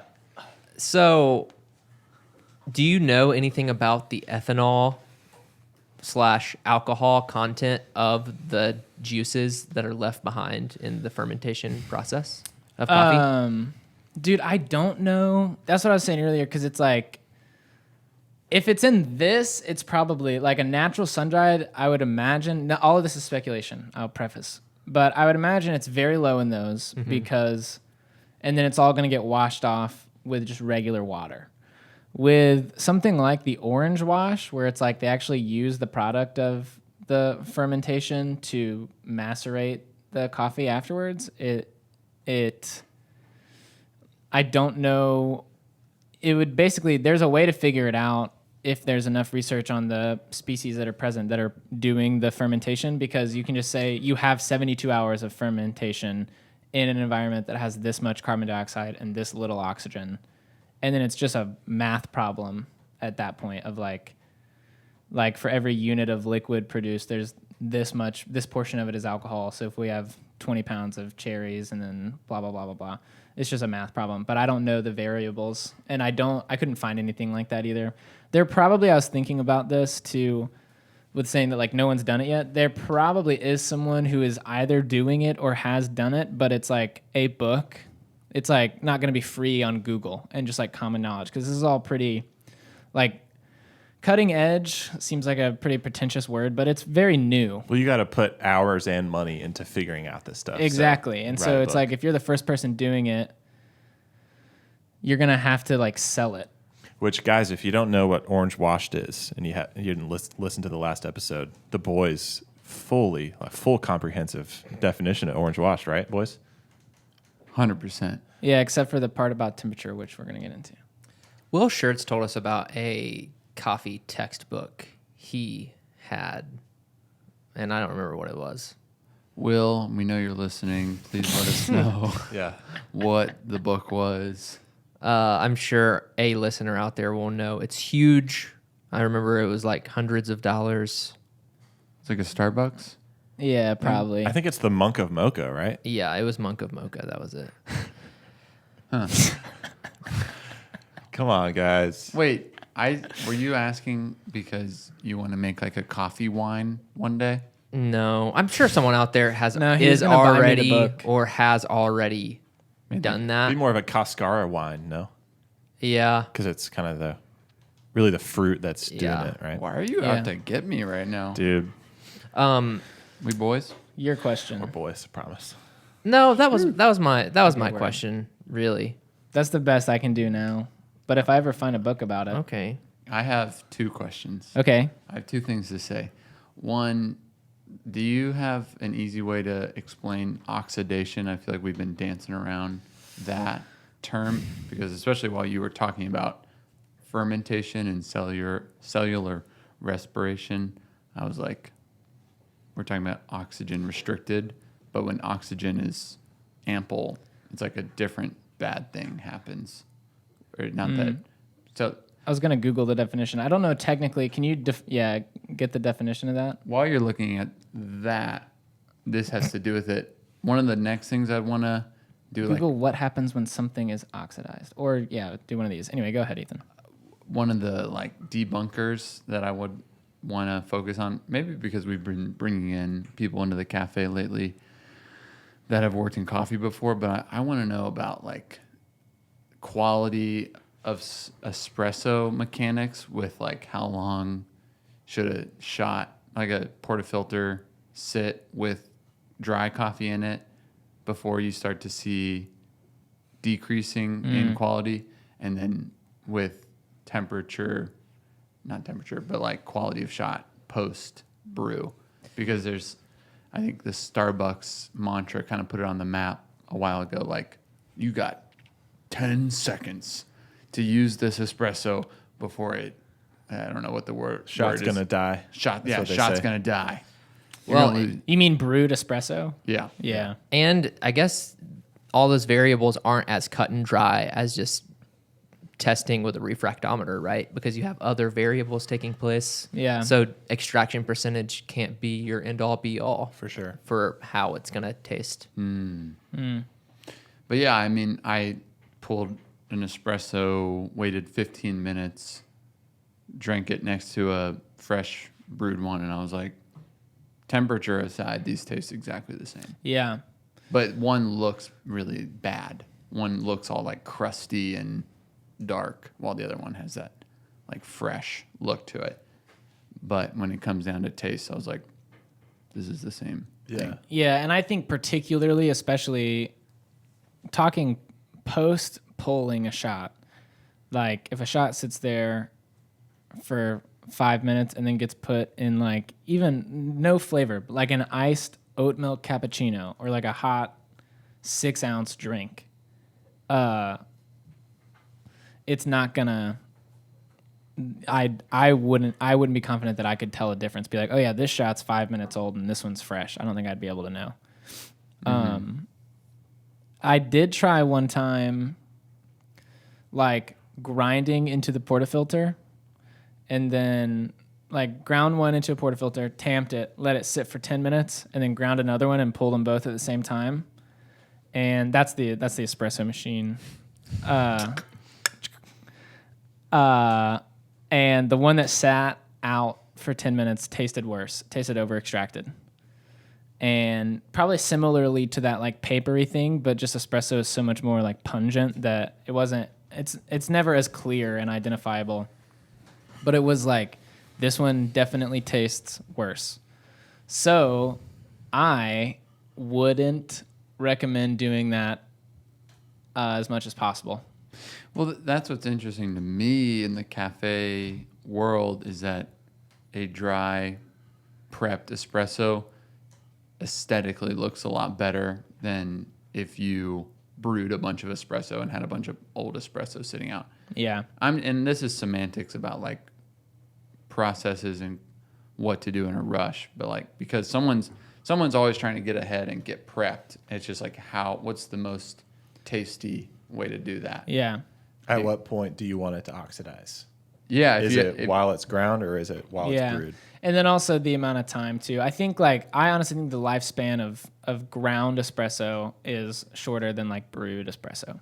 And the lifespan of ground espresso is shorter than the lifespan of ground drip. Yeah. Because there's more surface area because it's more finely ground. Yeah, I was thinking about that too though, but if you tamp it and it's like compact and maybe the air can't get in there as much, I have no idea how much that would affect the air actually getting to all that surface area because it might be pretty restricted to just like that top bit. Right. But that doesn't make a lot of sense to me unless it's like the top bit is what gets over extracted and then you just have like uneven extraction because you have like a normal shot and then like an over extracted. Like if you tamp unevenly, same sort of idea. Yeah. So who knows? A lot of questions. Interesting stuff. This is the stuff that I was told I'd be paid to think about. It's true, bro. It's literally true. So oxidation, in my memory, I want to try to see if I get this right before I read this page. But I'm pretty sure it's when, I don't know if it's just oxygen, but it's oxidation. Oxygen is very like electronegative is the term, which means it wants to take electrons from other atoms who want to lose them. And so oxidation, named after oxygen, is like when it takes an electron from something, whether it's like in a ionic or covalent bond, the two different types of bonds in chemistry. Of course. Boring, I know. Sorry, I'll cut to the chase. We got to teach the baristas this. Basically, it refers to some kind of movement between electrons in like molecular bonds. And when something's oxidized, it loses an electron, I think, or loses some. You read it, dude. You already read it. Loss of electrons or an increase in the oxidation state of a chemical or atoms within it. Oxidation state. Yeah, okay, that makes sense. And so, all yes. this to bring you guys better lavender vanilla lattes. Yeah, maybe. Yeah, but which bond is like sexier, the ionic or the covalent? Which one's better? Yeah, which one do you like? Comment which one you like below. Are you an ionic head or a covalent head? I want to know, what was oxygen named after? Was there some guy named like Johnny Oxygen or something? Yes, actually. All right. Welcome to the Valor Asking Misinformation good questions Podcast. Because Matter. if you look at the periodic table, there's some weird names on there. Like, isn't there one named after like America or something? No, There should be. I don't know. Independentium. That sniped you, Riley. Bro. That's because he's a Oh, look, patriot. there it is. AM, America. Americium. I was 90 right. Atomic Yeah. number 95. Now, Read 'em which and America? You got South America. You got Central America. You got the United States of. There's Californium or something. Neptunium. Einstein. These things. Einsteinium. I don't even know. This is fake. Those are fake, bro. Dude, birds aren't real. It's not fake. They just don't really happen in nature. It's like you can make them in a lab. That big number in the top right versus like gold. Whatever, it doesn't matter. No, I'm interested. No, we're listening. We're listening. Hover over AU, atomic number 79. 79. Purple. Booyah. 196 versus this one at the bottom right that's brown. 262. So it's like a time, like 1.4 times bigger, something like that. And basically the compounds or the elements are just so heavy that they make these in labs basically, and they're really unstable, and they all, from what I understand, like decay in a matter of like literally milliseconds. It's like you can create it and like as like a proof of concept of like physics allows for this element to exist, but it doesn't really happen anywhere. Like Iron Man when he made that element. Yeah, Yes. exactly like that. Yeah. Yes. That was awesome. That actually, I've seen a lot of physicists talk about that, and they all said that it was the most accurate depiction of science that they've ever seen in a movie before. Are you Are being you serious? serious? I'm not serious. Are you at all. serious? What? I have Bro. no idea what you guys are talking about. Dude, watch Iron it. Man Dude. 2, bro. The best one. Iron Just Man kidding. It's the 2. worst one. Because He creates an element that goes into his chest. he's getting poisoned or something by the other thing. It doesn't matter. You ever wonder why he has superpowers? Let's talk about why oxidation relates to the electron Californium. loss. Here's what happens. Acids have free hydrogen. And so oxygen will react when you oxidize something. You take, I think I'm about to remember this backwards. Reduction is the gain of electrons. So oxygen will work, I think, in order to neutralize acids. And so these things that are present in coffee, the aromatic compounds, I'm not sure exactly all the like intricacies of the chemistry that's going on, but oxygen that's present basically acts as an oxidizing agent and eliminates or neutralizes certain compounds that are present in the coffee. And so it's like that when we're talking about like oxidation happening post roast, like with the ground coffee or with the actual brewed thing, it's oxygen basically reacting, taking electrons from elements, just chemistry happens. And if you're in an environment with oxygen, it's going to constantly be reacting with the chemicals that are in the coffee and changing the composition of the drink basically, and that's going to change how it tastes. And so that's what we're talking about with that. That's like the baseline knowledge. Any other questions? Because I have two more things short. Keep it moving, man. All right. First Sorry, of you all, guys. No more questions. I realized, or I had an idea, and then I just double checked it with Google. But I was thinking about these poop coffees. I felt like I remembered that, like, your GI tract, like your digestive system, is a very oxygen restricted environment. Funnily enough, and it's like all of these coffees have what makes them taste crazy is the fermentation that goes on through the GI tract because their bodies don't digest the seeds, but it digests everything else, and the yeast and the bacteria in the gut are reacting, adding a bunch of byproducts. So it's like a processing method. It literally is a process, basically. And That's cool. of the coffee. And so I Googled it. I didn't double check this anywhere else. It was like the first article that came up, but it's like maximum 10% of the gas in your intestines are oxygen. So it's like everything else is like nitrogen, CO2, and then whatever else makes up the atmosphere. And so there's not a lot of oxygen, so there's not a lot of space for that kind of like respiration to go on. And so I would imagine, I haven't read a book where someone actually tested the chemical content of a poop coffee green seed. We just call it PC. Yeah, sure.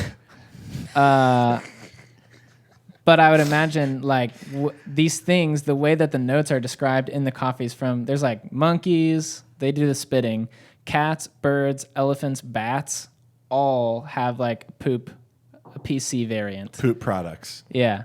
And they taste differently because of the enzymes, which are proteins that make digestion easier, make chemical reactions happen more readily, are different because they're different species. They use different molecules to make the stuff happen. And so it imparts like different byproducts into the coffee bean. And so it's like this old-fashioned way of like an anaerobic process. And then people realized maybe that's like what's happening. And so they create an environment. Wait, are you suggesting that anaerobic process was created through what has naturally occurred in creation? It's a synthetic method. Yeah, it's like a stripped down. I don't know if it was actually done with purpose or intention in that regard, but it was. is. For sure. It was. Okay, wait, can I full stop for a second? Yeah. What are you guys thinking about right now while he's talking about this? I just want to, in an ethical way, get my hands on some green coffee that has passed through a GI track and roast it on the I can help boring. you out with that. Okay, that's what you're thinking about. Ew. What are you thinking about? I was just thinking about like having. I was thinking about doing a cupping of like some cat stuff, you know, Yeah. and then like some bat stuff, Yep. and then some monkey stuff, and Well- being like, I'm getting a real feline note over here, like from this coffee, and just kind of comparing those. So years ago, we purchased and tasted the cat poop coffee. Cat PC, please. It was like $80 for 5 ounces or something? for enough for us to do a cupping session. And it was roasted so terribly. And that was the issue. So I'm like, give it to me green and let's see how it goes. But I don't want to get any like force fed stuff. Yeah. So that's where I came in with my imagination while you were talking. I was like, I could own some cats. No. Is there a world where it's human? Like Oh. I eat coffee. Ew. Like, what would it take? I'm so here for it. What would it take for you guys to drink coffee that I digested? Are you going to harvest? Yeah, if the you're going to coffee? harvest it and wash it I'll off probably and do bring it it over, in that I'd eat case. it. I'd roast it and eat it. Like if we went to Origin and like I was just there chowing down. Oh yeah, I mean, my- it's pronounced Oregon, but yes. Dude, I'm kind of worried about what that would do to you. I honestly. would probably end up in a hospital because I would probably have to eat so much Yeah. of it to like roast any of it or Yeah, I have no idea how much it would get torn apart. Like, I don't know how a human digestive system also digests the seeds. I don't know if it does or doesn't, but We could roast it on the Ikawa, so we'd only need a 50 gram. 50 gram grams. sample. Yeah. so Gosh. 50 grams would be like, It's like 150 cherry seeds.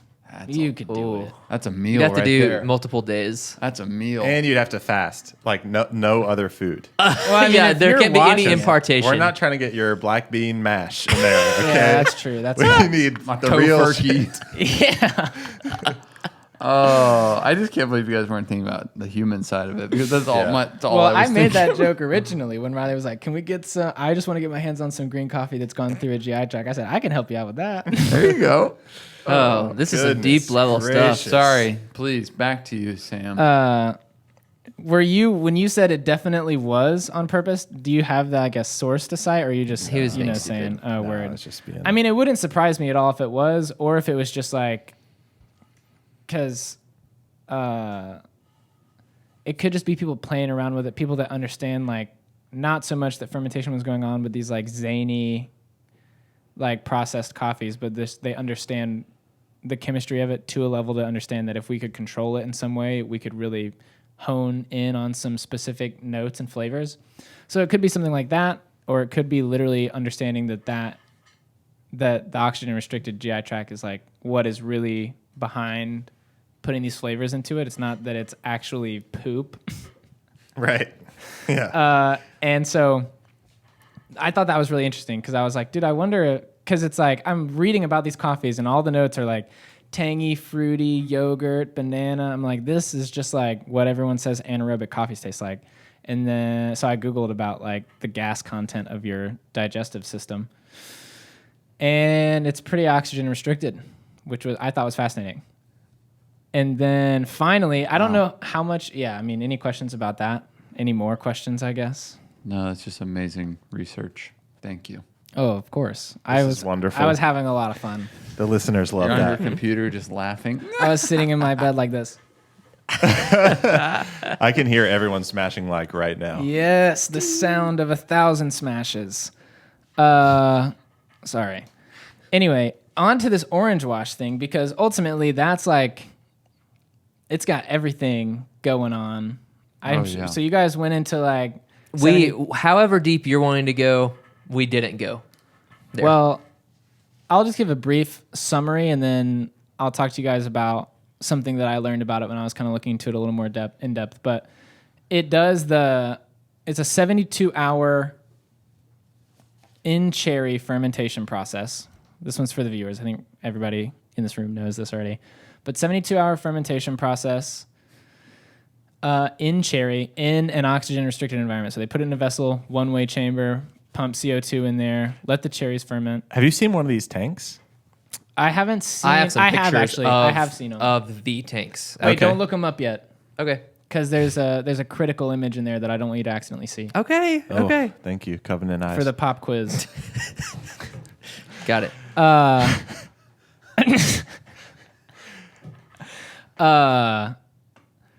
So 72-hour in-fruit fermentation, and then after that, they produce this juice that is orange. But it's not orange juice. It is just it is an But it orange-colored byproduct of the fermentation process that I've been talking about at length for a bit, and it's from the cherry and from the yeast and bacteria present in the cherry reacting with the sugars to create energy and alcohol and acids and other byproducts. And so they take that, they let it sit in the barrel, oxygen restricted, do its thing, make the juice. They take it out after 3 days, depulp it, put it in another barrel, and then they wash it. Instead of just with like water, they put that juice that it produced in there with it, and they let it macerate, which is basically the beans just sit in there. The green coffee sits there and absorbs the flavor and gets softened. And it actually, when I learned that maceration is literally softening of something by soaking it in a liquid, it makes a lot of sense because this coffee is really sensitive to heat. Like, it's Wow. like 10-pound batches charge at 320, and it's like I'm literally charging this at like 300 degrees. Dang. And it still like tries to roast fast. I got chills. Dude. Really? Yeah. He's anointed, bro. Come on. It's that anointing. That orange So wash. they do that. I think it was 170 hours afterward, if I can recall the images they sent us.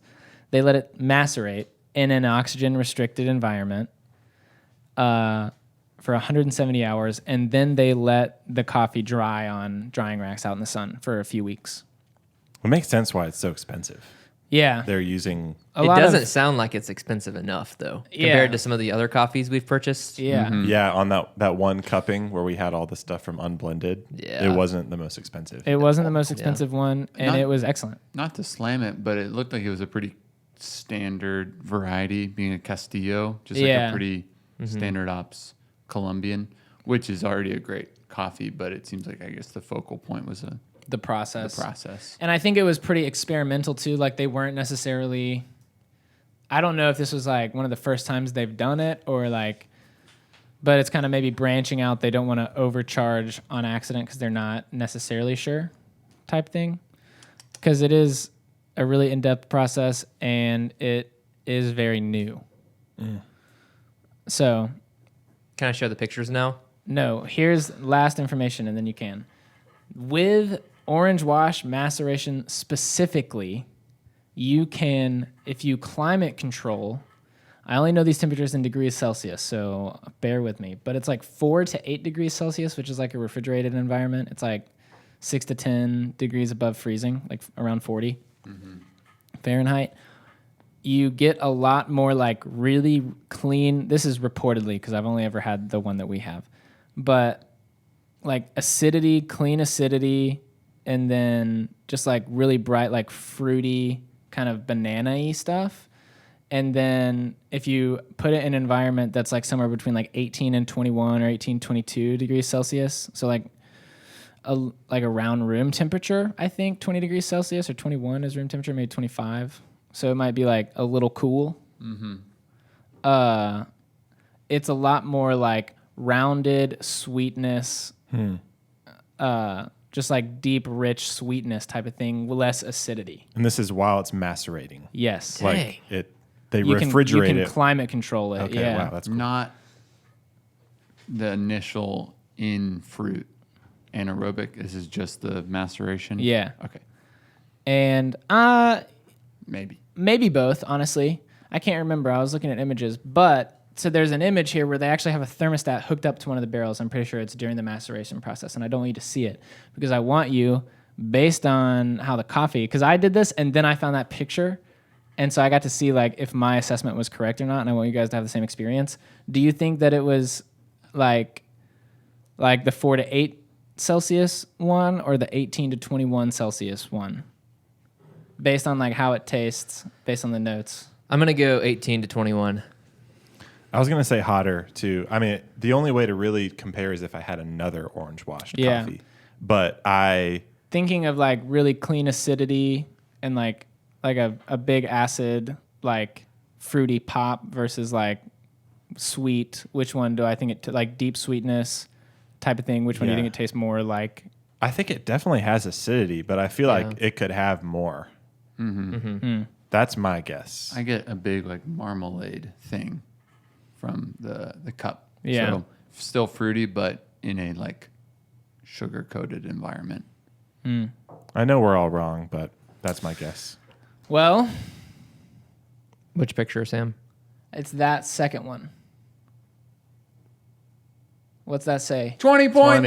Hey, we were right. You guys were right. I was How also about right. that? Let the record show. Which The is record great, will great show. for us. I feel like, I mean, if we lean one way with specialty coffee, we want Yeah. to bring something to market that is maybe a little bit more approachable. I Yeah. mean, we're totally down to get down with the crazies. Yeah, I the would thing buy is, the other one, I would buy probably. the other one too. And it's like this: the orange wash that we have is not fruity. I agree, Yeah. but it's like when I think of like bright, clean acidity, it's not how this hits. Like on the sip, it doesn't feel like bright, clean acidity. It's like some fruit and then like a lot of depth to the rest of the cup, which I really enjoy. Like that's like why I love it so much, is because it's not just like a one-dimensional fruit bomb in your face. For sure. It's got like that, and then it has like that marmalade, like kind of deep sugar. Well, it's got depth, but 0% in a roasty way. Yeah. Like it's not like that. You might just have to try it for yourself, listeners. Yeah. So after you smash that like, go over to our website. It's available there. I will tell you this much. Unblended is great. Yeah. All the information they share with us, it's so excellent. They have a ton of really amazing pictures. Dang, yeah. Wow. Like, look at how good these photos are. Yo. Like, this picture, Gorgeous. that's a Sick. mood. Yeah. You can tell they really have the customer in mind with what they do. Oh my gosh, yeah. For sure. So And literally everything they sent us, I was like, this is all awesome. I know. That Like- one cupping with their Yeah. coffees, I was like, this is the craziest cupping I've ever done. Yeah, they sent us like 6 or 8 By far. samples, and they were all just like so phenomenal. Yeah. if we could only sell $35 boxes of 10-ounce coffees, Yeah. I would exclusively do Colombian coffees. If you from want Unblended. that, smash the like button. Yeah. If you're willing to pay that If you consistently and you'll keep doing it, Yeah. then we'll do it. But if you don't want that and you want like a range of offerings, You know what? Hit that like button. Smash the like button. Yes, absolutely. So Just look at that. that's man. I beautiful. might cry. We gotta go, boys. Well, let's Get go. me over there. These are cinematic, bro. I mean, such a Oh my gosh, what a great gorgeous picture. landscape. Cinemagic, bro. So that was your summary, your brief summary. Yes. I went through just like the beginning stages. I mean, I went through like the main 3 steps of the carbonic maceration orange wash process, Okay. where it ferments 3 days, ferments in fruit, oxygen restricted 3 days, taken out, depulped. The byproduct of the fermentation is used in the washing process that's also occurring in an oxygen restricted environment. So they're both anaerobic. And then it macerates for 170 hours, and then In the parchment? Mm-hmm. Okay. That's And why all then- those pictures, all the coffee looks so like tan Yep, because in parchment. yep, Well, Precisely. and because it tints it orange. yep, both. And then they take all that off and let it dry. Wow. Like, have you looked at the bean? I haven't. I'm gonna go grab a handful. Yeah. Sam, who do you think like if someone's listening and they are thinking about getting this coffee, like who's the ideal customer for who would like this coffee? I mean, I think anyone there's a lot of people, honestly, that I think it would be good for. It's definitely fun if you have experience with coffee, or if you're curious about like also just sort of expanding your palate, or also supporting experimental coffee processes that like help the coffee industry as a whole progress forward. Because it's like buying this stuff enforces the ability to continue to try stuff like this and like find new ways that makes coffee really good. So if you're someone that's like really invested in the coffee scene, it's for you. It's one of the best coffees I've ever had. It's so fun, a lot of depth to it, a lot of complexity. It's really delicate though, and it's honestly just delicious. And then also, if you just like coffee and you're someone who like gravitates towards, it's like anyone definitely who wants to support it, and anyone looking to like see what like the limits of it, of coffee and green What's coffee. possible with coffee, yeah. Because it's not really like any coffee I've had. Right. And we've had premium coffees on our menu. Like you said, this is one of the best coffees we've ever had. And Hands down. We've had that geisha on, and if you're listening, you probably know what geisha is. That's a big highlight on the varietal of the coffee, whereas this is a big highlight on how the coffee's processed. Yeah. So it's like the geisha was really good just because that varietal is like really high quality. This is, like Ethan was saying, the Castillo is like pretty standard ops varietal, but the process is so phenomenal that the coffee literally is like, it's so good. And I love what you said about like if you buy this, you're helping support experimental processes for the coffee industry in general. It's like, you know, we can keep buying this stuff up. Right. It makes people want to explore more. Yeah, well, it's like, worth their while. Yeah, because it's like if the customers buy it, then we get to buy more. If it sells well and it does well and people like it, we get to buy more, which means these people that are kind of pushing the envelope with this type of thing get more business as well, ultimately from us. And so It's kind of like an alley-oop. it's kind of like indirectly sponsoring research and science. Yeah. And it's cool because, you know, no doubt this farm has other just, you know, normal processed coffees, right? Right. And this is probably one of their premium. It takes a lot more money and time to process this coffee. So Yeah, it helps and it's a support lot that less farm. surefire, like of like a profit at the end, because it might. Because I was reading too, like with these anaerobic things, a lot of people will add their own species of yeast or bacteria, their own samples to this process, and not just let the ones that are there, to try to aim for like specific flavor profiles in the coffee. And that is like, if you're just winging it and being like, let's see what this tastes like, it's like you could lose, you know, 60 kilos or 120 kilos of green coffee that just like tastes bad. Whoa. So Well, this has been amazing. Yeah. Riveting. So fun. Amazing. Riveting. Thank Thank you. Thank you, We could Sam. probably go, what, another 2-3 hours? Yeah, take a lunch Yeah. break, come back. Yeah. Yeah, this is awesome. Thank you for sharing. Sam. yeah, it was with a lot us. of fun. Thank you, I Sam. was so entertained. Well, if you've enjoyed this, You already know. you already know what to do. What to do. And subscribe while you're down there, huh? Oh, gosh. For real, though. Tell honestly. a friend. We've got this coffee out now. We have another fantastic coffee coming next week. It's our summer blend. Yeah. It's called Tan Lines. Yes. Come on. It's going to be, gonna be a, so a good. newly colored box debuted in that seasonal spot, and we think you're going to love it. I mean, honestly, it's like we're trying to accomplish this flavor profile from a blend. Yeah. Right? Yeah. Like, because this is certainly summery. Yeah, so if you look at Free Throw, which is, you know, kind of, I'm not going to say your traditional blend, but it leans more towards the traditional side. Yeah. With this one, we're just going for brightness, which isn't too common in the blend market. Yeah. The blendistry. The blendistry doesn't really do this. Yeah. So it's going to be 2 coffees from Africa. One of them's natural, one of them's washed, and you're gonna love it. You're gonna love it. Oh, you're gonna love it. Oh, it's gonna be great. You guys are gonna love it. And speaking, And that's Yeah. it's coming from the roaster. Yeah. So speaking of love, we love you. yeah, we love you, We do love you. listeners. All right.